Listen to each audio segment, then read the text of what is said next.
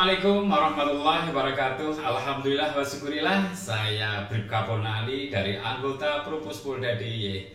Alhamdulillah pada kesempatan siang hari ini saya sangat senang sekali dan bahagia telah kedatangan tamu tamu yang penuh dengan cerita-cerita yang indah. Nanti kita perkenalkan ya sama beliaunya. Kita ambil hikmahnya dari cerita-cerita beliau nanti. Ya nanti kita perkenalkan ya. Inilah teman kita atau saudara kita. Monggo Mas, perkenalkan kepada saudara-saudara ya. Namanya siapa begitu ya? Asli dari mana? Monggo. Bismillahirrahmanirrahim. Assalamualaikum warahmatullahi wabarakatuh. Waalaikumsalam. Perkenalkan, nama saya Muhammad Fatwa, asli Tasikmalaya. Iya, gak apa-apa. Rumahnya mana? Punya rumah nggak? Alhamdulillah belum punya rumah. Belum punya rumah ya? Ya. Kalau keluarga? Alhamdulillah saya punya istri 1, Ya. anak 3. Anak 3. Anak pertama umur 12 tahun, anak kedua umur sekitar 10 tahun, anak ketiga umur kurang lebih 5 tahun. 5 tahun ya. Alhamdulillah semuanya 3-3-nya laki-laki. Wah, mantap sekali berarti. Alhamdulillah. Mas Fatwa ini sangat pintar sekali ya. Ya. Insya Allah. Begini, Mas Fatwa, alhamdulillah gimana kabarnya? Alhamdulillah sehat. Sehat jasmani rohani? Sehat jasmani dan rohani. Oke, tidak ada kendala apa-apa? Setiap manusia punya kendala. Oh iya. Ya tentunya kendalanya apa kira-kira kendalanya? Punya kendala apa? Ya, yang saya alami banyak kendala yang saya jalani dalam menjalani kehidupan ini. Iya. Khususnya setelah keluarnya saya dari lapas pembinaan kelas 2 Jogja itu. Karena saya harus mengulang kembali menata kehidupan rumah tangga yang dulu saya sudah tata. Iya. Maka oleh karena itu dari rumah tangga saya menjadi semrawut lagi, tempat tinggal gak ada, perekonomian menurun, rusak dan yang lainnya. Jadi semuanya saya harus mengulang dari pertama lagi. Itulah secara global kendala saya. Mungkin nanti saya jelaskan satu persatu kendala-kendala yang mudah-mudahan ada yang bisa bantu kendala-kendala saya ini. Oke, Mas Mata, ini kita nyantai saja ya, kita ngobrol-ngobrol ya. Nanti mungkin saya kalau punya salah pertanyaan saya juga mohon maaf ya. Saya harap kita ngobrol sharing-sharing saja ya. Jangan diambil hati karena saya takut nanti kalau diambil hati. Santai-santai kan? Santai. Nah, untuk cerita-cerita yang lain ya Mas Fatwa. Dulu Mas Fatwa itu tadi udah diceritakan pernah di lapas Yogyakarta ya. Itu ada permasalahan apa? Jenengan kok bisa di lapas Yogyakarta itu ada masalah apa sampean? Setiap manusia tidak luput daripada kesalahan, kelalaian, kelupaan. Qadarullah atas kehendak, atas ketetapan Allah dan atas kebodohan saya sendiri, saya bergabung dengan orang-orang yang menjerumuskan saya ke dalam orang-orang radikal gitu. Yang mana sifat radikal tersebut akhirnya merusak diri saya sendiri. Akhirnya saya terjerumus ke dalam lapas. Akhirnya saya masuk ke dalam lapas Jogja itu. Oh iya. Mas Fatwa, Mas Fatwa kan pernah punya permasalahan seperti itu. Mungkin keluh kesahnya di saat sampean kena masalah itu, apa yang paling berat di saat kamu punya masalah itu? Ya kan, karena Mas Fatwa mungkin dulu orang biasa-biasa saja kan, yeah. Mungkin kecil, biasa, dewasa.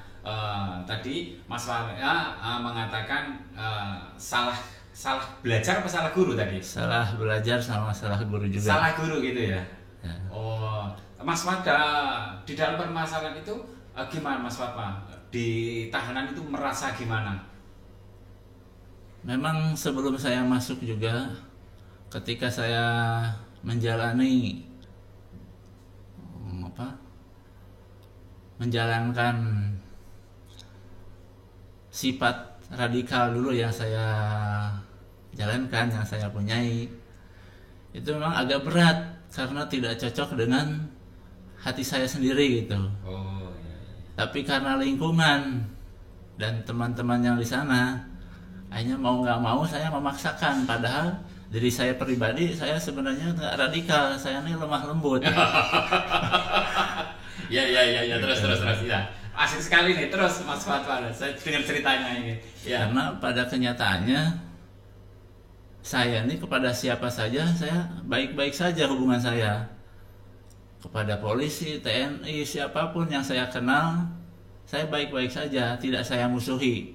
Tetapi dengan keterpaksaan dari lingkungan dan teman-teman, terus dari tuntutan, dari ilmu yang saya pelajari, dari guru yang saya ikuti, sehingga saya memaksakan diri untuk menjadi radikal gitu. Di satu sisi saya radikal, satu sisi lagi saya lemah lembut gitu. Iya. Secara obrolan mungkin saya radikal, tetapi kenyataannya bersosialisasi saya sama masyarakat, alhamdulillah saya gaul gitu, bermasyarakat bisa, tidak kaku gitu. Ya. Begini Mas Fatwa, ya senang sekali Mas Fatwa begitu radikal tapi hatinya lembut gitu ya. Oh, jadi dulu mungkin sebelum masuk tahanan ya, mohon maaf, sebelum masuk tahanan itu radikalnya radikal kasar, full kasar apa tetap radikal halus? Ya, kan lemah lembut ya kan. Lah di saat sebelum masuk itu ya kan, lah itu Mas Fatwa itu apakah halus atau kasar? Ini kan jenengan sudah mengalami ya kan, udah mengalami dan kemarin juga proses, terus udah keluar, sekarang udah ketemu dengan kita sudah menjadi masyarakat baik. Jenengan bisa mengatakan radikal tapi hatinya halus. Lah saya mau tanya dulunya, sebelum ada masalah itu radikalnya radikal kasar apa radikal halus? Jadi yang dimaksud radikal kasar itu mungkin ucapan sama perbuatan itu sama. Oh gitu. Jadi misalkan kan dulu ajaran yang saya pegang itu yang berkaitan dengan akidah, berkaitan dengan prinsip, itu harus direalisasikan langsung. Iya. Apalagi hubungannya dengan NKRI, Negara Republik Kesatuan Indonesia. Karena waktu itu kan NKRI itu berseberangan dengan prinsip saya. Oke. Nah, ketika kalau radikal radikal dari omongan sama kenyataan itu dua-duanya harus keras gitu. Nah, tapi saya ini radikalnya hanya sebatas omongan. Ya. Hanya sebatas perkataan saja ya. Sedangkan dari perbuatan tetap saya berbuat baik pada siapa saja. Ya. Nah, yang lebih parah itu adalah orang yang radikal dua-duanya, omongan sama perbuatan. Oh iya. Mas Fatwa, saya ini juga kurang begitu mengerti ya, yang dimaksud radikal dua-duanya itu apa? Jadi yang dimaksudnya radikal pertama hanya sebatas omongan. Iya. Radikal kedua radikal dengan perbuatannya sendiri. Jadi ucapan direalisasikan dengan perbuatan. Karena ada orang yang hanya punya prinsip saja tapi tidak dipraktikkan. Nah, sekarang saya minta contoh. Kalau ucapan apa?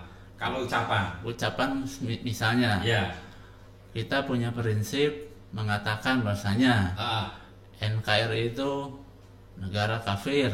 Ya. Nah, kita yakini ini dia nih kafir.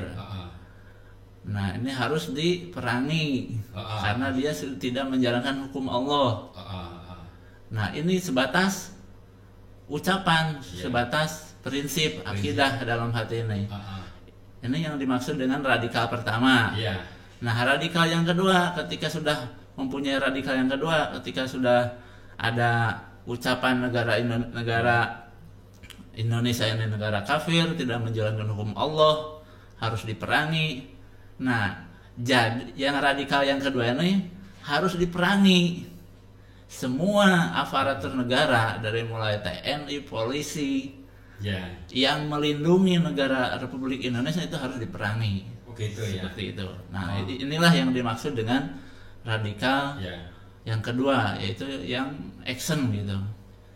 Oke. Jadi pengalamannya belajar Mas Fatwa dapat 2 itu dulu ya. Karena kan salah guru dan salah belajar, begitu ya. Mas Fatwa, sekarang jenengan kan pernah melaksanakan atau udah kesandung permasalahan ini, ya kan? Terus udah menjalani, terus sekarang udah keluar. Sekarang pertanyaan saya, Mas Fatwa, apakah ini, mohon maaf ya Mas Fatwa ya, ini cuma santai aja. Santai ya, biar saya nggak takut. Sama-sama makan nasi. Ya, sama makan nasinya, tapi kan saya belum tahu hatinya Mas Fatwa, ya kan? Kalau ngobrol-ngobrol nanti kan ya. Jadi begini Mas Fatwa, setelah Mas Fatwa menjalani kehidupan di Lapas Yogyakarta, sekarang udah kembali ke masyarakat, apakah Mas Fatwa masih radikal dua-duanya, atau masih radikal setengah, atau radikalnya udah hilang? Alhamdulillah sudah saya lepaskan dua-duanya. Gitu ya? Karena menurut hemat saya, setelah saya renungkan, baik ketika saya sebelum tinggal di Lapas Jogja, atau ketika saya tinggal di Lapas Jogja, saya sudah renungkan.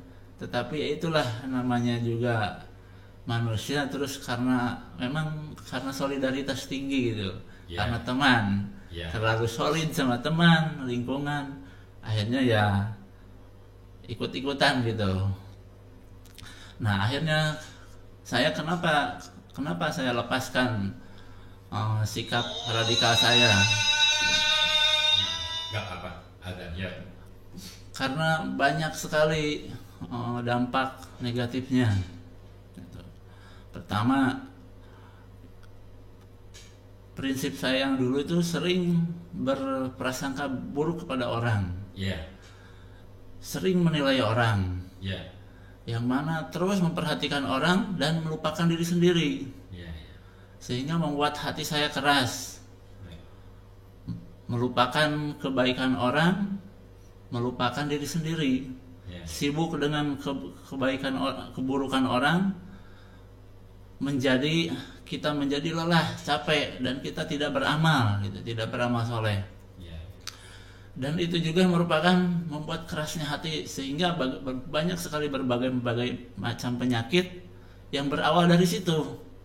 Terlalu melihat orang lain, terlalu banyak melihat orang lain, bisa jadi stroke, bisa jadi diabetes, dan yang lainnya. Jadi penyakit itu tidak hanya sebatas penyebabnya dari makanan saja, tapi dari pikiran, dari hati.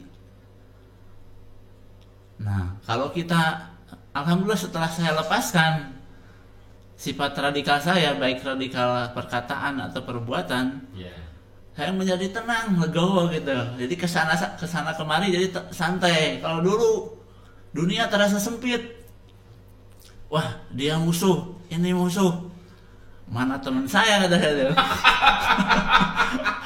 Akhirnya saya pilih-pilih.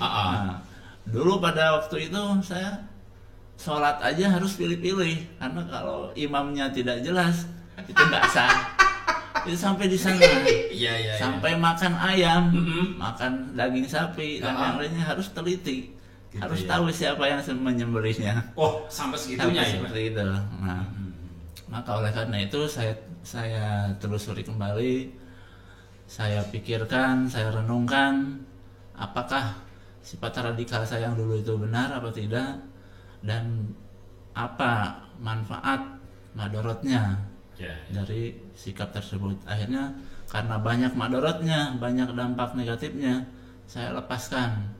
Akhirnya jiwa saya jadi tenang, hidup bersosialisasi dengan masyarakat, tenang juga, karena masyarakat itu kan ya kita sama-sama manusia itu kan makhluk sosial, tidak bisa hidup sendirian, selalu berhubungan, selalu membutuhkan orang lain, seperti itu.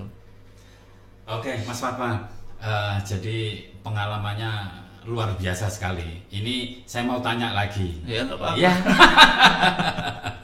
Yang penting saya itu santai, Mas Fatwa. Kalau melihat Mas Fatwa tersenyum, itu saya udah santai, menjadi santai, tenang.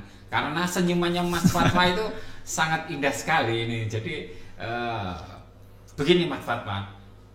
Mas Fatwa itu kok sampai bisa meninggalkan ya akidah-akidah dua radikal, terus sekarang menjadi orang yang lemah lembut, terus santai dalam kehidupan, tetap ingin bersosial dengan siapapun.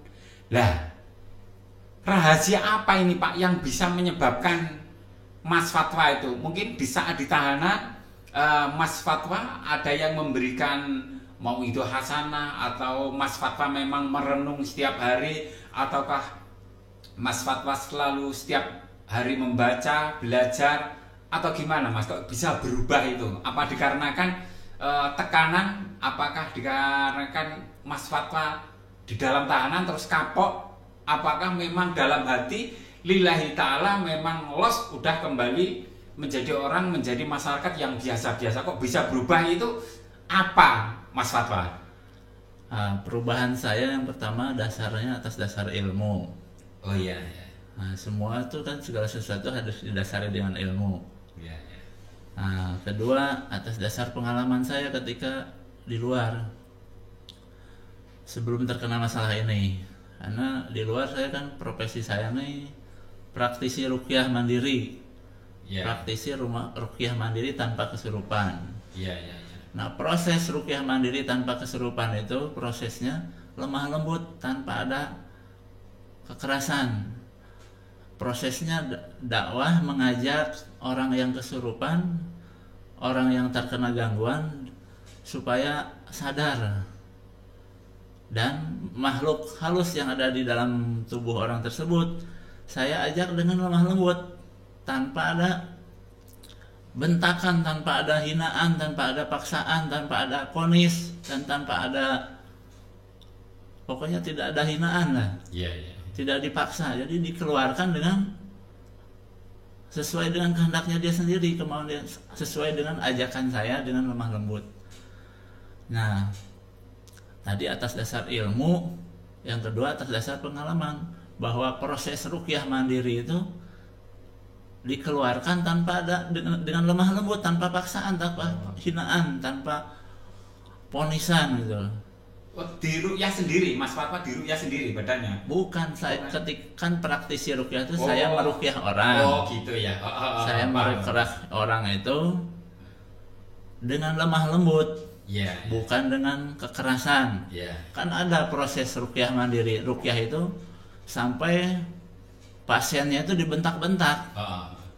Oke lah, si pasien itu jinnya bisa keluar, tapi keluarnya dengan terpaksa.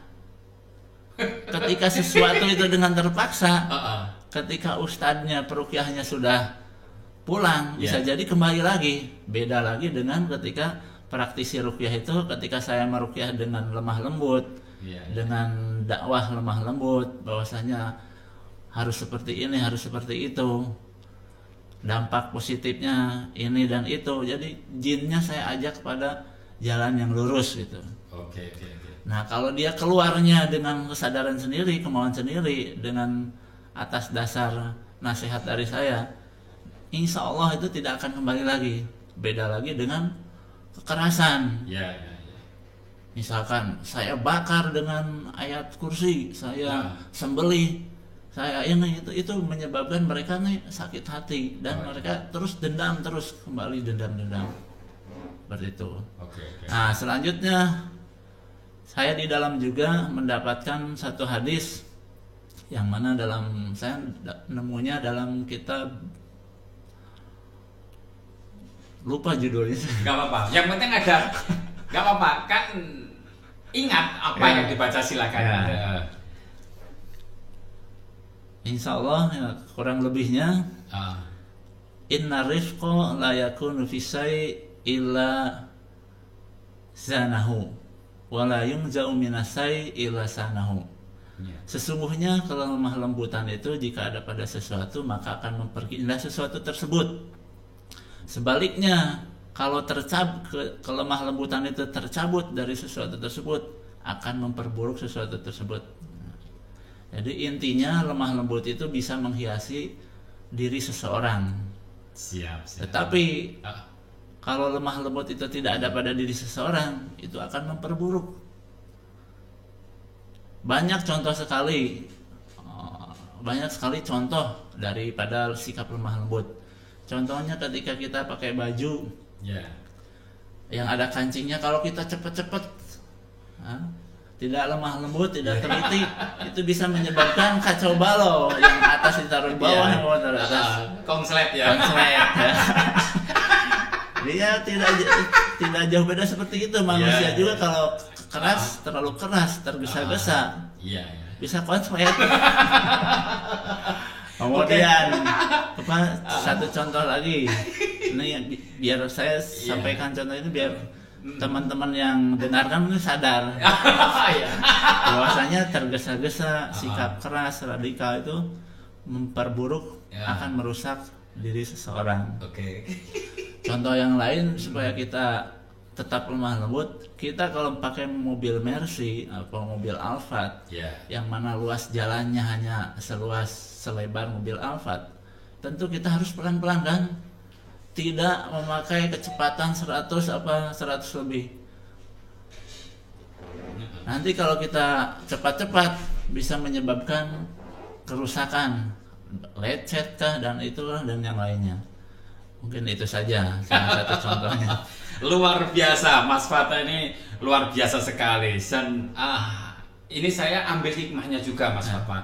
Jadi obrolan kita yang nyantai ini saya juga banyaklah nanti akan saya pelajari bahwasanya kita itu menjadi orang harus jangan tergesa ya. Jadi Mas Fatwa ini bisa menjadi dan bisa kembali mencintai NKRI ini memang berdasarkan ilmu ya memang benar sesepuh kita ya yang bilang al ilmu nurun ya, ilmu itu adalah cahaya ya, begitu ya. Mas Fatwa ini mau tanya lagi boleh yang lain ya. Jadi Mas Fatwa sekarang udah pro dengan NKRI begitu ya. Sudah CS karena sama polisi CS ya, buktinya kan saya sekarang ya. Gimana buktinya kan saya sekarang ini ya lagi bercengkrama dengan polisi. Tapi kan saya tapi baiknya Mas Fatwa saya harapkan dohirun Pak batinan kan ya, tentunya itu menjadi sebuah doa ya. Oke, begini Mas Fatwa, saya senang sekali mendengarkan cerita-cerita jenengan. Mungkin ini semuanya besok bisa untuk masyarakat yang lain. Harapan kita jangan sampai belajar salah guru, salah belajar ya kan. Harus ada guru yang sanatnya yang pas atau yang benar. Begitu Mas Fatwa ya. Lah, sekarang Mas Fatwa saya lihat kan udah kelihatan nyantai, tenang, nggak seperti yang dulu. Sekarang Mas Fatwa kegiatannya setiap hari apa? Setiap hari kegiatannya Mas Fatwa saat ini? Saat ini Setelah dari tahanan itu jualan terang bulan di mana ya? daerah Porong. Di Porong. Ya. Oh, di daerah Porong. Gimana? Jualannya laris? Belum begitu laris karena ya itu apa? Hasilnya baru cukup buat makan sama kontrakan. Iya. Mas Fatwa waktu mau dagang itu, tapi ya ada kan saudara atau orang-orang yang baik, orang yang tulus membantu Mas Fatwa? Karena saya di Porong itu ikut sama saudara itu, jadi saya dibantu sama saudara. Oh, dibantu dari yang lain, mungkin dari orang-orang yang baik, hatinya yang ikhlas, lain dari keluarga, ada yang perhatian dengan Mas Fatwa ini? Dulu ada yang pernah bantu ketika saya jualan di Bogor. Gitu ya. Terus karena kurang prospek yang di Bogor itu, akhirnya saya pindah ke Porong. Ya, kalau yang di Porong gimana? Prospeknya udah bagus atau belum kelihatan? Belum kelihatan. Ya, karena ya itu istilahnya untungnya itu masih tarik menarik, belum bisa nabung. Harapan ke depan Mas Fatwa apa ini? Harapannya ya, apa? Harapannya mudah-mudahan ada yang rela bisa membantu saya untuk mengembangkan usaha lagi. Amin. Ya, saya doakanlah semoga nanti Mas Fatwa banyak orang yang perhatian dengan Mas Fatwa. Saya dengar Mas Fatwa sering ya riwawi ke Porong, ke Jogja, seperti itu Pak ya. Jadi begini Pak, ya begitu dari awal saya jelaskan bahwasanya setelah saya keluar dari lapas, kehidupan rumah tangga saya harus ditata kembali, istri harus tinggal di mana, anak harus sekolah di mana, sedangkan saya perekonomian sudah tidak ada. Maka oleh karena itu, karena kemarin saya dalam keadaan bingung, akhirnya buat kontrakan nggak, buat tempat tinggal buat istri nggak ada, akhirnya istri saya sama anak saya titipkan di rumah singgah Yayasan Bumi Damai yang ada di Yogyakarta. Sedangkan saya sendiri masih berikhtiar, masih berusaha, karena seorang suami itu masih ada kewajiban untuk memberi nafkah. Walaupun saya harus warawiri dari Porong ke Jogja, tetap saya jalankan gitu. Walaupun mungkin tenaga yang saya keluarkan dengan hasil tidak sesuai, ya tetap saya usahakan gitu, karena itu sudah menjadi kewajiban saya. Syukur-syukur alhamdulillah saya ini bisa berpenghasilan sebulan itu lebih dari cukup gitu. Misalkan bisa memberi tempat tinggal buat istri, sama menyekolahkan anak dan yang lainnya gitu, karena sudah menjadi fitrah manusia lah, karena seorang suami itu harus memberi sandang, pangan, rumah dan lainnya gitu. Kebutuhan rumah tangga harus dipenuhi sama seorang suami gitu. Nah makanya yang menuntut saya warawiri Porong ke Jogja itu ya seperti itu, karena kewajiban saya seorang suami. Karena kan kasihan istri misalkan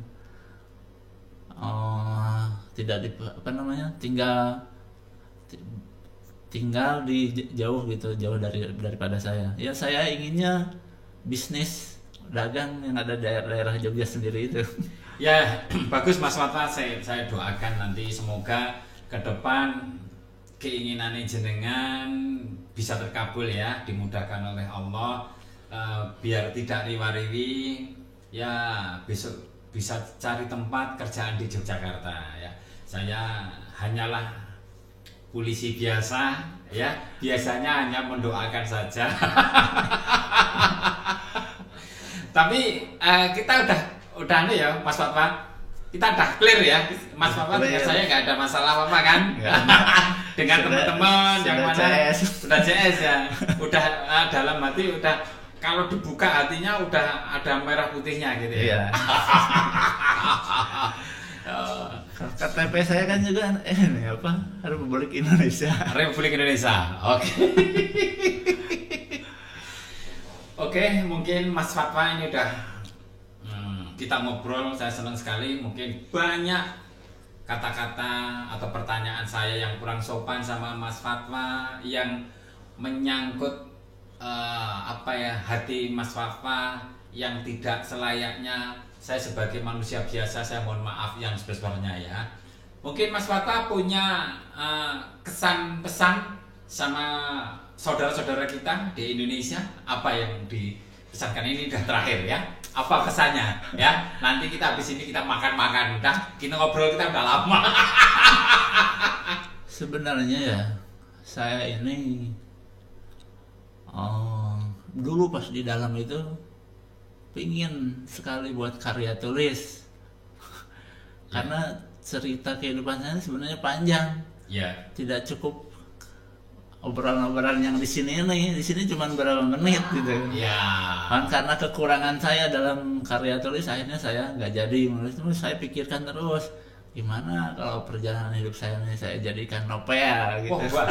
Jadi masih punya cerita ya dulu waktu di lapas Jogja itu menulis gitu ya? Ya menulis, cuman karena saya nggak ada bakat jurnalis apa penulis ya. Akhirnya sudah baru nulis selembar ditinggalin, nulis selembar tinggalin. Akhirnya saya serahkan ke teman saya yang napi umum itu. Nggak tahu sudah jadi apa belum. Ya udah Mas Fatwa, saya kesannya ya, kesan sama masyarakat. Mungkin istilahnya pengalaman Mas Fatwa biar yang lain biar hati-hati, monggo. Jadi Mas Fatwa. Ya pertama, setiap kita harus hati-hati di mana kita menuntut ilmu, di mana kita mencari guru gitu. Kemudian kedua, kepada masyarakat supaya tetap berpositif thinking, berprasangka baik kepada teman-teman yang sudah terkena masalah ini. Karena setiap manusia tidak luput daripada kesalahan, lupa. Tidak ada satu manusia yang tidak pernah bersalah. Kalau dalam kata pepatah Arab mengatakan al-insanu mahalul khata wa nisyan. Manusia itu tempatnya salah dan lupa. Seperti itu. Kedua, selanjutnya saya menghimbau kepada warga negara Indonesia atau lebih khususnya kepada aparatur negara, baik dari kepolisian atau sampai tingkat presiden, lebih memperhatikan untuk kasus-kasus seperti ini.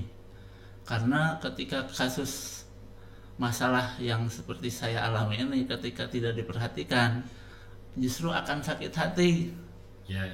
Mereka sudah punya niat ingin berubah, ingin menjadi warga negara Indonesia yang baik, karena tidak diperhatikan malah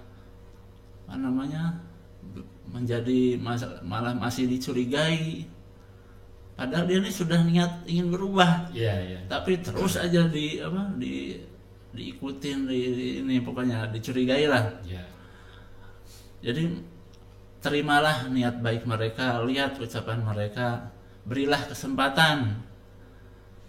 Karena Allah pun Maha Pengasih, Maha Penyayang. Masa kita seorang manusia nih, ketika manusia punya satu kesalahan, udah satu kesalahan jelek terus, tidak seperti itu. Nah, ketika teman-teman yang sudah punya masalah seperti ini sudah mau berubah, dirangkul, diperhatikan kebutuhannya, atau misalkan kalau dia kurang ekonominya, diberi bantuan ekonominya gitu, diarahkan usahanya. Karena itu dia khawatirnya kembali lagi gitu. Karena manusia itu kalau sudah kalau sudah pusing gitu, udah mentok gitu, apalagi masalah ekonomi. Karena tidak bisa jadi gitu. Kalau tidak dirangkul sama pemerintahan, baik itu presiden dan bawahannya, bisa jadi dirangkul kembali sama teman-temannya. Nah, makanya saya ini gini, saya ini kenapa? Saya ini kenapa merapat dengan Pak Ali? Ya, kenapa? Supaya saya tidak dideketin sama teman-teman yang lain. Oh gitu ya. Iya. Nah, gitu. Karena kalau sudah dideketin tuh wah, tobat ya. Tobat suka nggak enak gitu. Nah, saya sudah menjaga jarak menjauh gitu. Oke, seperti itu. Jadi harapan saya pada warga negara Indonesia, terkhusus pada aparatur negara, pemerintahan sampai tingkat presidenan lebih memperhatikan kasus-kasus seperti ini. Oke. Karena dampak negatifnya besar sekali. Oke, Mas Fatwa, pokoknya terima kasih.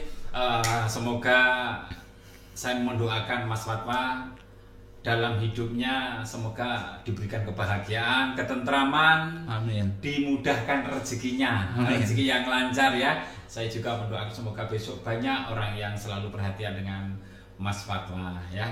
Jadi saya juga sedikit-sedikit tidak bisa memberikan yang lebih karena Mas Fatwa sendiri kan dengan keadaan saya, intinya saya bukan orang yang istimewa. Saya ini adalah polisi yang biasa saja. Tapi saya alhamdulillah bisa silaturahmi dengan jenengan, menjaga ukhuwah Islamiyah kita jaga, dan ini semuanya saya akan mengambil juga pelajaran-pelajaran tentang Mas Fatwa, tentang kesabaran, ya tentang menjadi orang itu jangan tergesa-gesa, itu akan saya masukkan dalam hati saya ya. Mas Fatwa sebagai teman juga sebagai guru saya. Sama-sama belajar Pak. Oke, sama belajar. Oke, terima kasih saudaraku dimanapun Anda berada. Alhamdulillah wa syukrillah, pada siang hari ini ngobrolnya sama Mas Fatwa, yang mana saya pertama mau ngobrol itu deg-degan ya. Dedek ya, wah juga jangan-jangan Mas Fatwa nggak terima terus marah, apalagi notabene Mas Fatwa punya cerita yang mengerikan. Tapi alhamdulillah Mas Fatwa sekarang menjadi orang yang baik, menjadi orang yang hatinya mulia, penuh dengan kasih sayang kepada siapapun, dan Mas Fatwa juga mencintai bangsa ini. Dia hubul waton minal iman, mencintai bangsa Indonesia adalah sebagian daripada iman. Saya Bribka Abunali, mohon maaf dan salam hormat. Assalamualaikum warahmatullahi wabarakatuh. Ya.